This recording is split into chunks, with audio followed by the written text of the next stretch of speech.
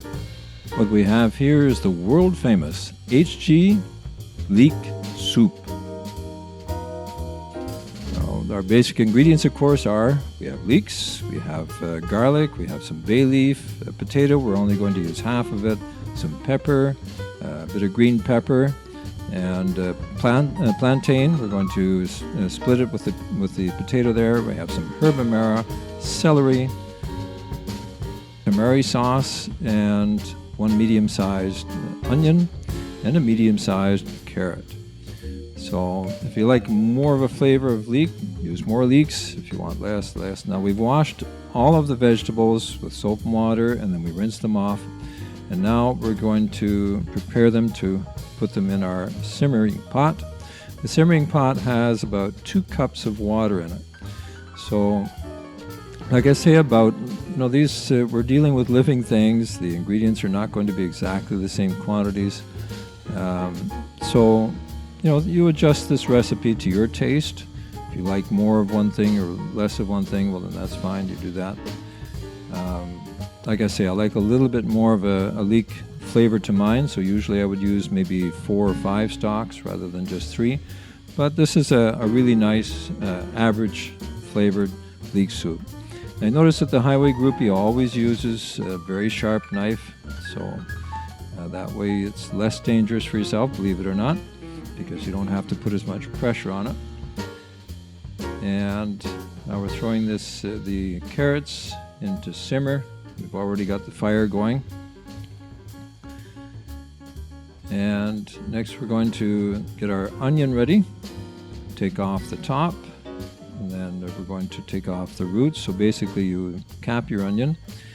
And now we're going to cut a little diagonal line from the top toward the bottom, just through the first 2 layers.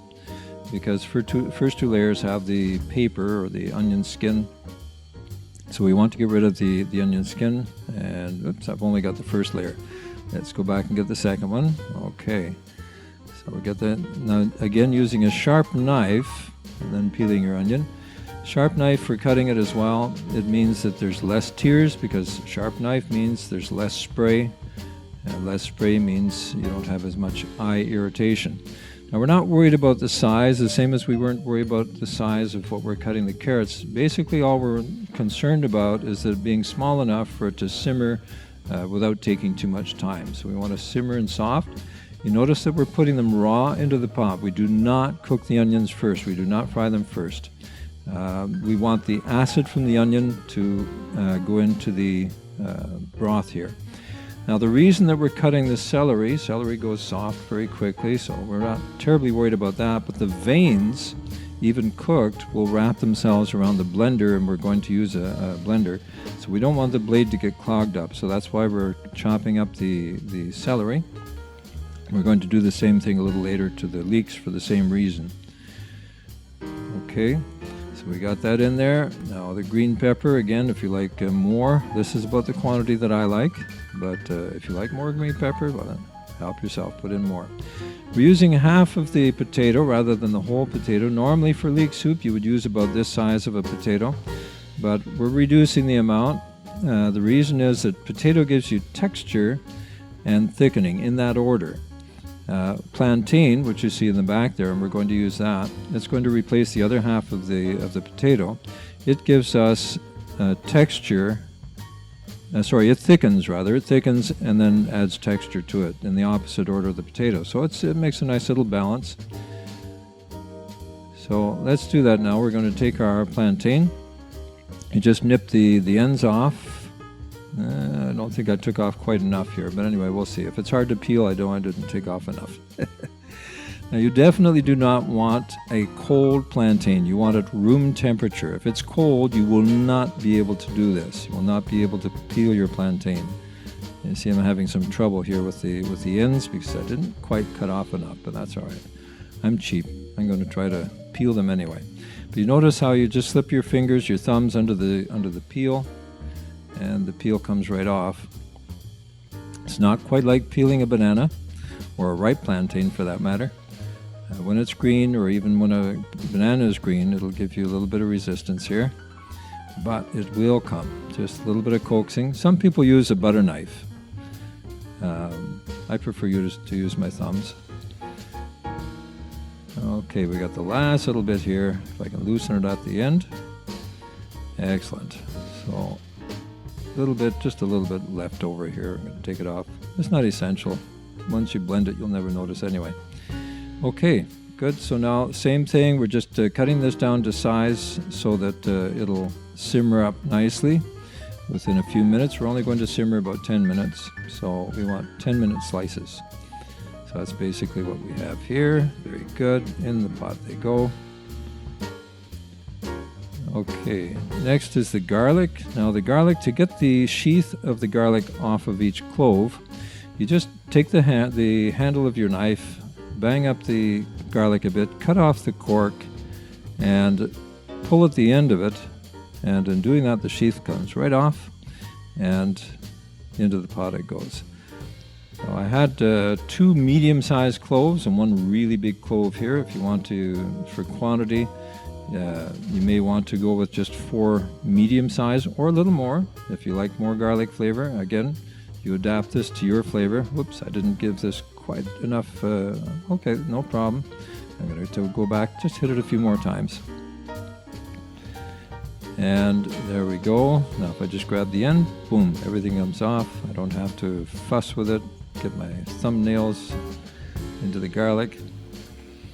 So let's see if I can give this one enough hits here.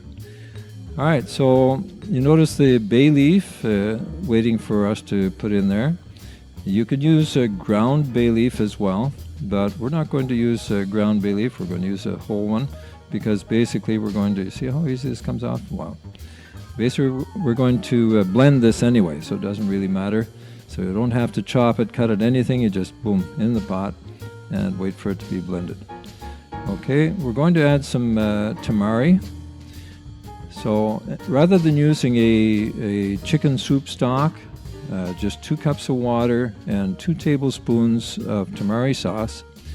And that is your replacement. It's sort of like more of a vegetable broth that we're using for our leek soup. Now if you like it a little more salty, a little more brothy like, well then you may want to add another tablespoon of tamari. Cover the pot, let it simmer, and while it's doing that, we're going to get our leeks ready now. Now I have used the entire leek right up to the end of the leaf.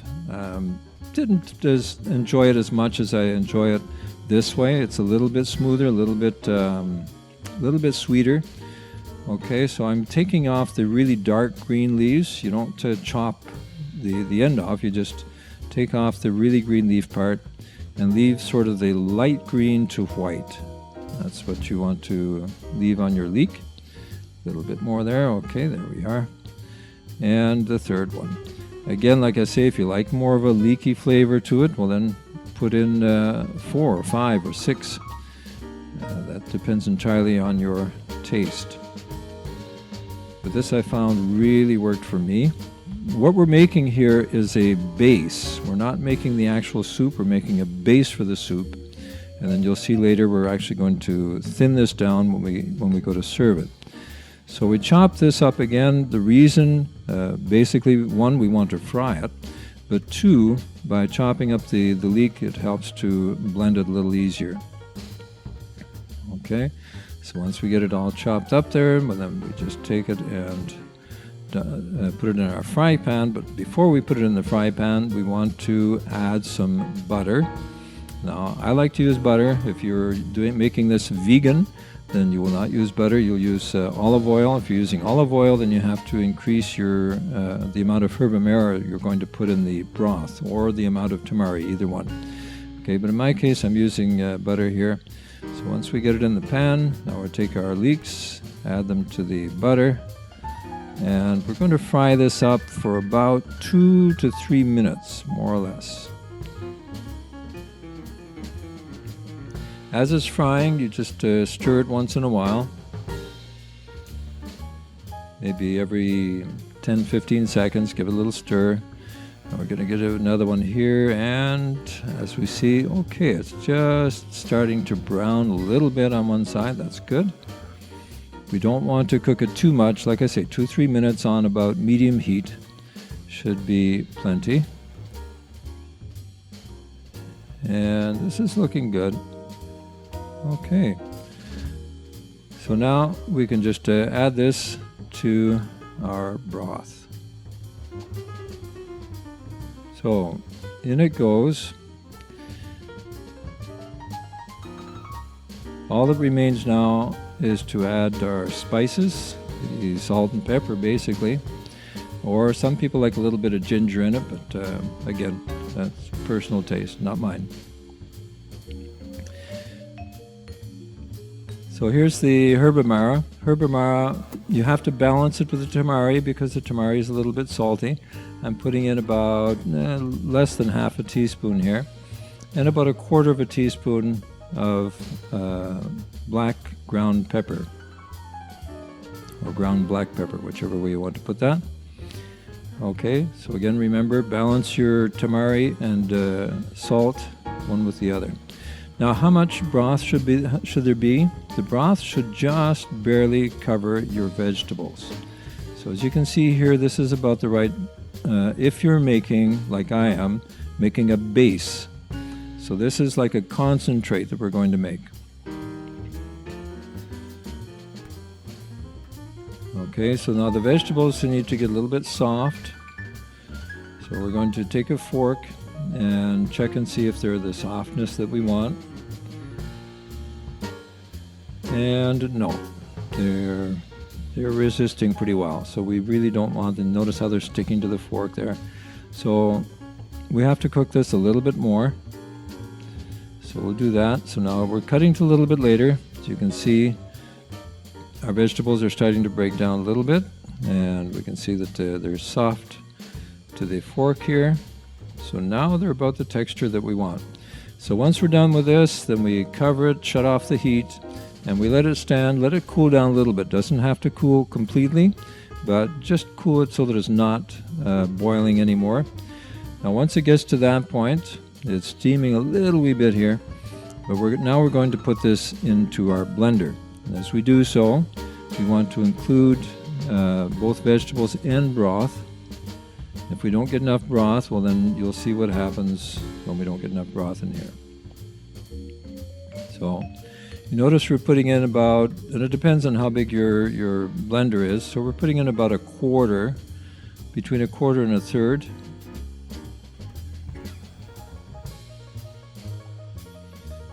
Now we'll put the lid on that, and we're going to try it on low speed.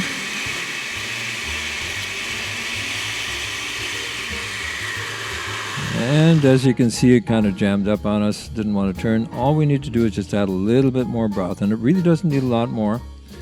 Okay, so again, on low speed with a little bit of broth, and you'll see what's going to happen. It'll just mix right in there really nicely.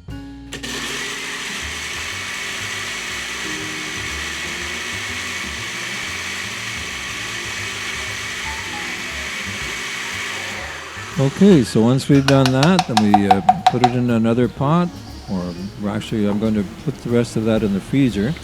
That is good. I just love this stuff. Now we're going to thin this down because this is the base. Now we're going to thin it down with some unsweetened soya milk.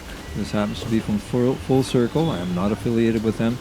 And I like to add a little bit of vanilla to my unsweetened soya milk, which actually helps to taste a little more sweet. Pour in a little bit of soya milk to your taste, and again, cover it, stir it once in a while, put some heat to it, and you have beautiful leek soup. Enjoy.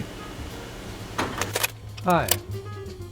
If you enjoyed what you saw in that video, then please click the subscribe button over here.